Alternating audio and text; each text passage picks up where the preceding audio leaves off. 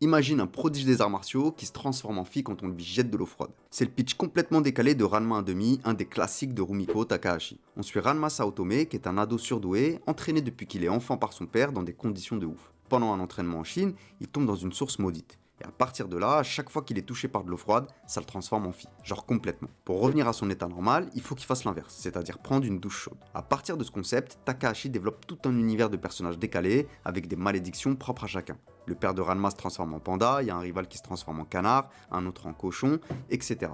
Ça part dans tous les sens. C'est principalement une comédie, mais qui aborde ce thème très tendu de l'identité. Et c'est même très avant-gardiste, puisqu'on parle de questions de genre, d'attente sociale, du regard des autres, etc. Les ingrédients principaux de Ranma, c'est des combats d'arts martiaux, des histoires d'amour et des malentendus en pagaille. C'est un énorme succès et on parle de 55 millions d'exemplaires vendus. Il y a une adaptation animée culte qui s'est super bien exportée à l'international et qui a marqué toute une génération. En France, on l'a découvert à l'époque dans le Club Dorothée et plus récemment, c'était même disponible sur Netflix.